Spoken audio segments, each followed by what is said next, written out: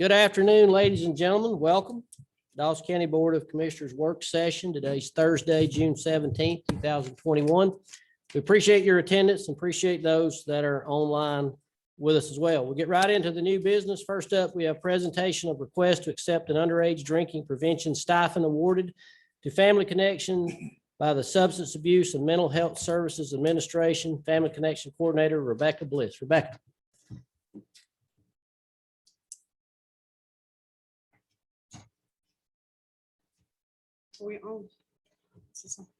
Hey, once again, my name is Rebecca Bliss. I'm the coordinator for Dawson County Family Connection. I appreciate the opportunity to present to y'all our hope that y'all will accept the stipend that we received, $750 stipend from Substance Abuse and Mental Health Services Administration that I will affectionately call SAMHSA from now on because that's a mouthful, for an underage drinking prevention implementation in Dawson County. Before I came to y'all, I'll let y'all know that we are losing our grant for underage drinking prevention strategy in Dawson County. So we have been looking for ways to sustain our implementation of that strategy in Dawson County.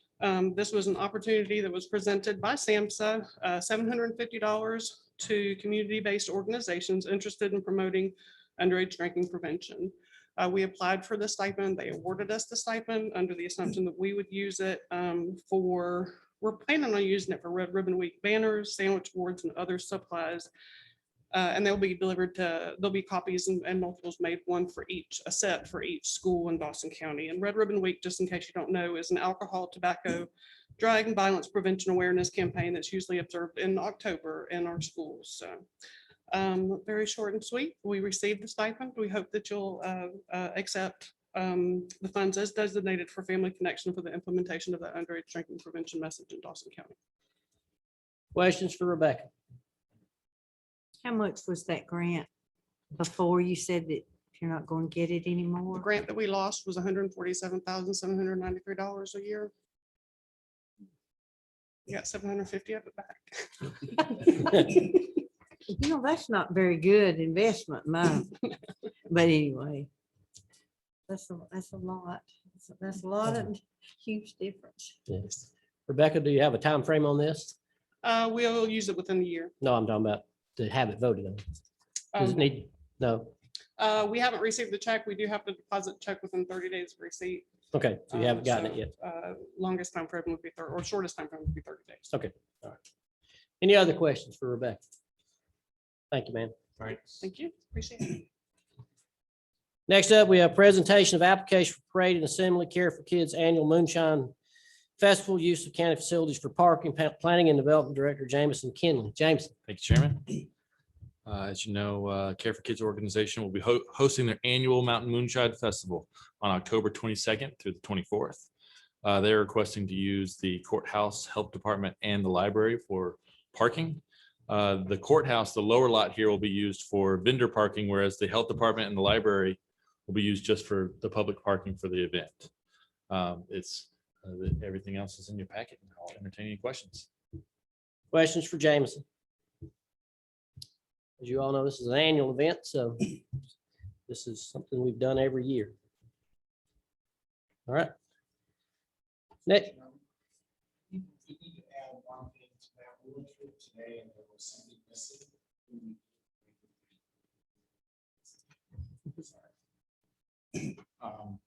I'm Tom French and I sit on the board of Care for Kids. When we filled out the parade permit, we realized that after we did that, one of the things we typically ask for from the county is permission to dump the trash at the landfill. And if you go through all the paperwork that was submitted to you, you'll find that it's not in there because we didn't really find a spot that was in there. And we were trying to put the parade permit in there and we unmistakably we left it off.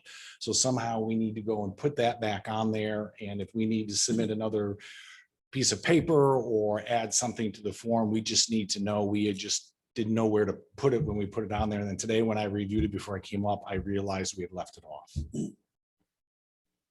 And then the other thing that I want to let you know is on the parking, there is one change, and that is we are asking for permission to use the courthouse on Friday, and typically we use it on Saturday and Sunday.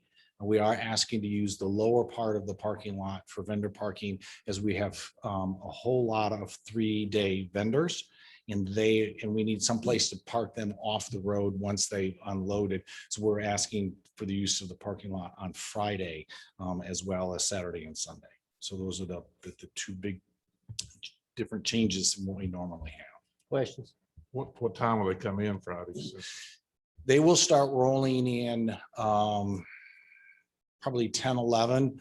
But Commissioner Satterfield, we have been watching the use of the parking lot by day, and the lower end of the parking lot rarely gets used during the day. And on Thursdays and Fridays, it's virtually non-existent parking down there at all. That's why that's where we would designate all the vendors would be on that end, so that we wouldn't impede anything that's up at this end of for the use of the county. Other questions? Go ahead. To be clear, you're looking to utilize the transfer station just to dump the trash, I guess? Correct. We bundle it, we take it, and when it's all finished at the end of the festival, typically we just take it over to the transfer station. I assume that That's been done for years. To waive the transfer fees. Yeah, that's been done for years. Correct. Yeah. We just didn't know where to put it on the form. Well, does it need to be on? I'm not sure that's part of this form, but I'll get with you and we'll make sure that the proper. Right. Jameson, the certificate of insurance lists the city of Dawsonville. It needs to list the county. Which is easy. They should. We always supply one to you Yeah, anyways. yeah, it's in here, but it just says the city of Dawsonville, so they'll supply one for the county. I just want to note for him to make sure that gets done. And then just for your own edification, we've worked with the sheriff's department, and we have made one big change for the festival for this year, as far as traffic is concerned. There's an officer that's always been paid to direct traffic at Main Street and 53, which is right in front of Fajita Grill. And they've also paid for one at Academy and 53 by the Presbyterian Church. So what we have talked with the sheriff about is last year we monitored traffic, and we realized that it becomes a bugaboo, as it typically does, and it backs up because people are trying to pull into Main Street, and then you know what that whole Food Lion nonsense looks like. So this year, what we've decided to do is the deputy that is at Main Street and 53 will not let people turn and go into this down Main Street, that we're going to take everybody and shoot them up to Academy, and then the back that annex road that runs into the school to the parking lot through there. We're going to take everybody up there, and we're going to shoot everybody down that road. It's fill public parking there first, and just get as many people off of 53 as we can to see if we can eliminate the backlog.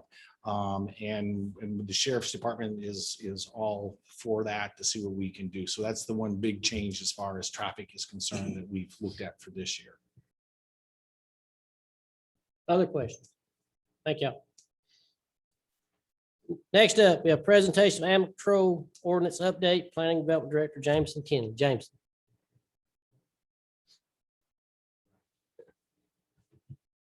Thank you, Chairman. My animal control officer is in the back there. He wants to step up here. Assist me. He's been greatly helpful in this process, because animal control is not necessarily my forte, but planning and development is requesting that the animal control ordinance be updated to reflect the recent changes in the state laws, specifically regarding classification of dangerous dogs. And they've also updated several things like the definitions, a definition of what it is to be at large animal attacks and animal cruelty. Currently, we do have a dangerous dog classification, and but the state law has a dangerous dog and a vicious dog classification. We're just looking to update our ordinance and bring it into line with the state. That way that our animal control officer can enforce that ordinance. And I will entertain any questions. Questions for Jameson? Thank you, sir. Do a really good job. We got questions for him. Yeah, No, just kidding. what size dogs are dangerous? I don't know what the difference is in a dangerous and a vicious dog. I mean, if one's getting after me, it wouldn't matter. So basically, Come up here. We weren't meant to go that easy. No, we got them. so basically, a dangerous dog is going to be a one that you classify as it will bite somebody that does not cause serious injury to the person, but it will, like a scratch or an abrasion or a nip or anything like that will not justify classification as dangerous dog. But it's still like a puncture wound or something like that, but it's not a serious injury. Mhm. Whereas a vicious dog is a dog that hurts somebody severely and they are within trying to escape, they're hurt more severely, basically. Though which vicious would be the one that is more severe as opposed to dangerous.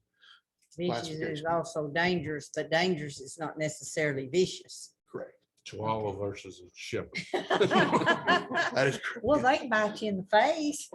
Well, I've come across some chihuahuas that are something else, but No other questions? Thank you, sir. Thank All right, next up, we have presentation of broadband ready community ordinance. County Attorney Angela Davis. Ms. Davis. Yes, sir, Mr. Chairman, members of the board. Denise and I have been working on this, also coordinating with DCA. As you may recall, this is an issue that allows for us to be certified as a broadband ready community. It's a form ordinance, so it's pretty simple. I made a few changes to it today that I sent out to you by email, and I put a red line in front of you that just clarifies a little more as to what happens if we don't approve within 10 days, since that's an issue that we have had come up in other opportunities and venues. I thought it would be appropriate for us just to be real clear here. So I've changed the form ordinance slightly, but DCA has indicated that it looks like the changes are fine to them. This is, of course, just at this point work session, but I think it's ready for us to move, if Denise agrees, to the next voting session agenda. There's no rush. I don't believe that we need to do it necessarily today, but it can be moved to the next agenda. I'm happy to answer any questions you may have, but in essence, it's just an ordinance that, as approved through DCA, certifies us so that there's a process that would allow really prompt applications for broadband for any potential economic development opportunities that may come our way, so that we have a process that's uniform, consistent, efficient, that any potential company would know that they have that ability to use. Questions for Ms. Davis? Thank you, ma'am. Next up, we have County Manager Report. Ms. Vicky, you doing that?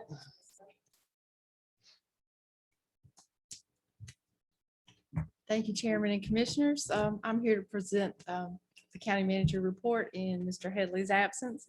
It's pretty short and sweet today. The key indicator report for the month of May, as well as a list of agreements and contracts, are in your packet. And also, we have a very special announcement that on June 28th, Commissioner Gaines is having a birthday. So we need to sing happy birthday. So Okay. who wants to start? We have to do this today. Mhm. Can we not move it to July 1st and then we won't even have to do it? That's your prerogative. Do we want to carry this to a You vote? want to table it? No. You want to table it? No, All right, are we ready? yep. Sure.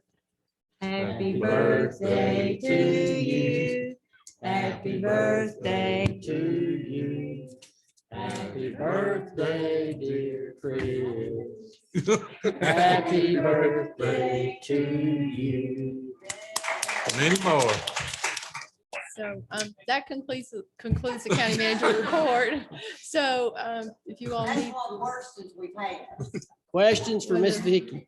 yeah, y'all have any questions for me? Okay, Thank you, ma'am. thank you. County Attorney Report. I do not have any public report, but I do have a couple of items for executive session following the voting session. Okay, thank you, ma'am. And that concludes our work session agenda for today. We will take a few-minute break. and come back and start with our voting session. Thank you for your attendance. We encourage you to stay with us both online and here in the meeting room. Thank you.